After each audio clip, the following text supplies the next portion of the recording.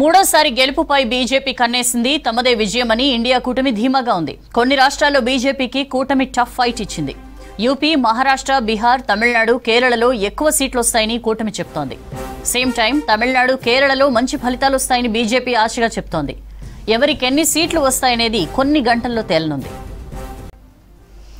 మూడోసారి గెలుపుపై BJP కన్నేసింది. తమదే విజయమని India కూటమి ధీమాగా ఉంది.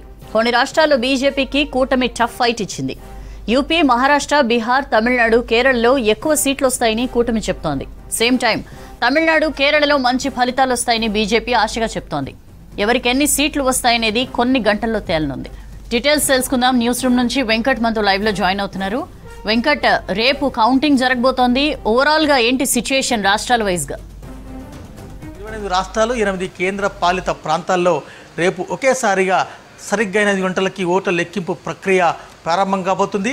18వ లోక్సభ ఎలా ఉంటుంది, 18వ లోక్సభకు ఎవరు ఎన్నిక కాబోతున్నారు, ఈసారి జాతీయ పార్టీల ఉనికిని ఈసారి ఎన్నికలు ప్రశ్నిస్తున్నాయి.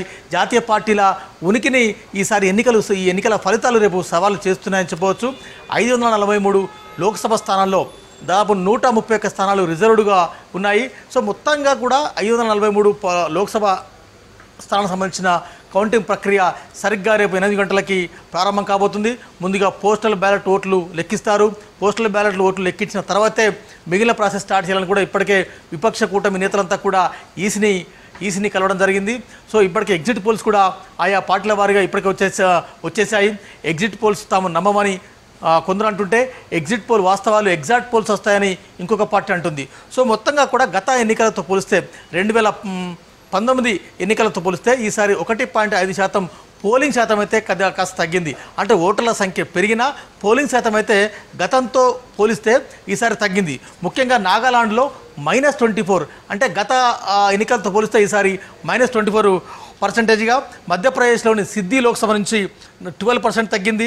ఖజురహో మధ్యప్రదేశ్లోని ఖజురహో లోక్సభ స్థానం నుంచి -11, మధ్యప్రదేశ్ రాష్ట్రంలోని రేవా లోక్సభ నుంచి 10%, అదేవిధంగా యూపీ మధుర నుంచి దాదాపు 11.33%. అంటే చాలా మట్టుకి చాలా ప్రాంతాల్లో ఇతర రాష్ట్రాల్లో పోలింగ్ శాతం కొంత తగ్గింది. అయితే తగ్గిన పోలింగ్ శాతం ఏ మేరకు రేపు ఫలితాలపై ప్రభావం చూపుతుందనేది రాజకీయ పార్టీలు అంచనా వేస్తున్నాయని చెప్పవచ్చు. ఇక తొలి ఫలితం ఎలా ఉంటుంది, చివరి ఫలితం ఎలా ఉంటుంది అనేది కూడా దేశవ్యాప్తంగా జనమంతా కూడా చాలా ఆసక్తిగా చూస్తున్నారు. తొలి ఫలితం బీహార్, అదేవిధంగా యూపీ నుంచి రాబోతుంది. చిట్ట చివరి ఫలితం తెలంగాణ రాష్ట్రంలోని మల్కాజిగిరి లోక్సభ స్థానం నుంచి చిట్ట చివరి ఫలితం రాబోతుంది. మల్కాజిగిరి పార్లమెంట్ పరిధిలో 31 లక్షల మంది ఓటర్లు ఉన్నారు. అదేవిధంగా ఆ తర్వాత ఔటర్ ఢిల్లీ పార్లమెంట్ నుంచి 25 లక్షల మంది ఓటర్లు ఉన్నారు. యూపీలోని గజియాబాద్ పార్లమెంట్ స్థానం నుంచి 23 లక్షల మంది ఓటర్లు ఉన్నారు. కర్ణాటకలోని బెంగళూరు సౌత్ లోక్సభ సెగ్మెంట్ నుంచి 20 లక్షల మంది ఓటర్లు ఉన్నారు. మహారాష్ట్రలోని ముంబై నార్త్ లోక్సభ సెగ్మెంట్ నుంచి 18 లక్షల ఓటర్లు ఉన్నారు. అదేవిధంగా ఢిల్లీలోని నార్త్ ఈస్ట్, అదేవిధంగా చాందిని చౌక్, నార్త్ వెస్ట్ ఈ లోక్సభ స్థానాల నుంచి 15 లక్షలు 16 లక్షల మంది ఓటర్లు ఉన్నారు. సో ఈ ఫలితాలు కాస్త చివరికి వచ్చే అవకాశం ఉంది. అయితే కొన్ని ప్రాంతాలను యూపీ, బీహార్, కేరళ, అదేవిధంగా తమిళనాడు, ఆంధ్రప్రదేశ్, తెలంగాణ కొన్ని చిన్న లోక్సభ స్థానాలు ఏవైతే ఉన్నాయో అవి 8:30 కల్లా ఫస్ట్ రౌండ్ రిజల్ట్ వచ్చే అవకాశం ఉంది. సో ఎన్నికల ప్రాసెస్ అంటే కౌంటింగ్ ప్రాసెస్ అంతా కూడా ఎలా ఉంటుంది అనేది కేంద్ర ఎన్నికల సంఘం అధికారులు, రాష్ట్ర ఎన్నికల సంఘం అధికారులు ఇప్పటికే నెరటిగా మొత్తం వివరించారు. 8 గంటలకు పోస్టల్ బ్యాలెట్లు ఓట్లు లెక్కిస్తారు. 8:30కి తొలి ఫలితం మనం V6 స్క్రీన్ మీద తొలి ఫలితాన్ని చూడవచ్చు. అయితే ఈసారి ఫలితాలు ఎలా ఉండబోతున్నాయి అనేది జనమంతా కూడా చాలా సీరియస్గా ఎగర్గా వెయిట్ చేస్తున్నారు. సౌజన్య, మీరు గమనించే ఉంటారు, ఎన్నికల ప్రాసెస్ అంతా కూడా 2 కూటముల మధ్య ప్రధాన పోటీ జరిగింది. 4 ఆప్కి బార్ 400 పార్ అనే నినాదంతో బీజేపీ బరిలోకి దిగినప్పటికీ ముందుగా చాలామంది మిత్రపక్ష గతంలో కంటే ఈసారి ఎక్కువ మంది మిత్రపక్షాలను, ఎక్కువ మంది చిన్న పార్టీలను కలుపుకొని ఎన్నికల బరిలోకి దిగింది. మొత్తంగా రామమందిరం, అయోధ్య, మోడీ ఫేస్ ఈ 3 అంశాల మీదనే ఎన్నికల ప్రచారాన్ని ముందుకు సాగిస్తున్న క్రమంలో ఒక్కసారిగా ఇండియా కూటమి లోని ప్రాంతీయ పార్టీలు చాలా బలంగా కలిశాయి. ఇండియా కూటమి నేతలంతా కూడా తెలంగాణ నుంచి ఆ నెరేటివ్ బిల్డప్ అయింది. మరొకసారి మోడీ అక్వా బార్ 400 పార్ అంటే 400 సీట్లు వీళ్ళకిస్తే రాజ్యాంగాన్ని మారుస్తారు, రిజర్వేషన్లు ఎత్తేస్తారనేది ఒక నెరేటివ్ బిల్డప్ అయిన కారణంగా దేశవ్యాప్తంగా ఇది పెద్ద ఎత్తున చర్చకు దారితీసింది. అయితే ఈ చివరి అంటే మూడో దశ నుంచి చివరి 7 దశల వరకు కూడా ఇదే నెరేటివ్ బిల్డప్ అయిన నేపథ్యంలో దేశవ్యాప్తంగా మరొకసారి మోడీ వస్తే, మరొకసారి ఎన్డీఏ వస్తే, బీజేపీ అధికారులకు సొంతంగా వస్తే కనుక రాజ్యాంగాన్ని మార్చేస్తారు, రిజర్వేషన్లు ఎత్తేస్తారనేది బహుళ ప్రాచుర్యంలోకి అయింది. ఈ ప్రచారం తమకు కలిసి వచ్చిందని కూటమి నేతలు కాస్త అంచనా వేస్తున్నారు. అయితే సరే, రాజకీయ పార్టీల రకరకాల అంటే ప్రధాన అంశాలు ఈ ఎన్నికల్లో నిరుద్యోగము, ఆకలి చావులు, తర్వాత మిగిలిన అంశాలు కాస్త పక్కన పెట్టి కాస్త పక్కకు పోయాయని చెప్పవచ్చు. ఈ రాజ్యాంగము తర్వాత ఇతరత్ర అంశాల చుట్టే ఎన్నికల ప్రచారం అంతా కూడా తిరిగింది.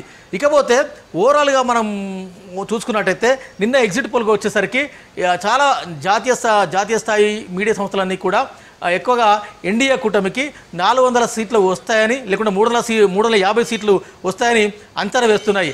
అయితే వస్తున్న ఎగ్జిట్ పోల్స్ ప్రకారం సోనియా గాంధీ, రాహుల్, మమతా బెనర్జీ వారందరూ కూడా కామెంట్ చేశారు, ఇవి ఎగ్జాక్ట్ పోల్స్ కాదు, వెయిట్ అండ్ సీ అని సోనియా కామెంట్ చేశారు. మనం ఒకసారి గ్రౌండ్ అంటే ఎన్నికల ప్రచార సరళిని కనుక మనం తీసుకున్నట్టయితే ఒకసారి మీరు యూపీకి వెళ్దాం. యూపీలో సమాజ్వాదీ కాంగ్రెస్ పార్టీతో కలిసి అక్కడ బలంగా పోరాడింది, బలంగా కొట్లాడింది. అక్కడ మెజార్టీగా 80 లోక్సభ స్థానాలు ఉన్నాయి. గతంలో 72 స్థానాలు ఎన్డీఏకి వచ్చాయి. అంటే సాచురేషన్ మోడ్ అప్పటికే అయిపోయింది. సో 80% మాకు 40 సీట్లు వస్తాయని కూటమి నేతలు అంచనా వేశారు. ఇకపోతే బీహార్కి వెళ్ళండి. బీహార్లో కూడా అక్కడ ప్రాంతీయ పార్టీలు, కాంగ్రెస్ కలిసి, ఆర్జేడీ ఇవన్నీ కలిసి గట్టి పోటీనిచ్చాయి. ప్రచారం కూడా అంటే రాహుల్ గాంధీ వెళ్ళినా, కూటమి నేతలు ఎవరు వెళ్ళినా కూడా జనం తండోపతండాలుగా వచ్చారు. యూపీలోని ఒక్కొక్క రాయ్బరేలీ తర్వాత మిగిలిన అన్ని ప్రాంతాల్లో ఎక్కడ రాహుల్ గాంధీ కానీ, ప్రియాంక కానీ, కూటమి నేతలు ఎక్కడికి వెళ్ళినా కూడా లక్షల సంఖ్యలో మనకు జనం కనిపించారు. మహారాష్ట్రలో 24 సీట్లు వస్తాయి, బీహార్లో 22 వస్తాయి, తమిళనాడులో పాండిచేరితో కలుపుకుంటే 40 వస్తాయి, కేరళలో ముఖ్యంగా 20 సీట్లు వస్తాయి, బెంగాల్లో 24 రాబోతున్నాయి, పంజాబ్లో 13 వస్తున్నాయి, చండీగఢ్లో 1 వస్తుంది. అంటే ఢిల్లీ, పంజాబ్, హర్యానా ఆప్తో కలిసి పనిచేసింది. సో మొత్తంగా కూడా దాదాపు ఒక 10కి పైగా రాష్ట్రాల్లో ఇండియా కూటమి చాలా బలంగా ఉంది. డెఫినెట్గా 240 నుంచి 260 సీట్లు వస్తాయని కూటమి నేతలు ఇప్పటికీ బలంగా విశ్వసిస్తున్నారు.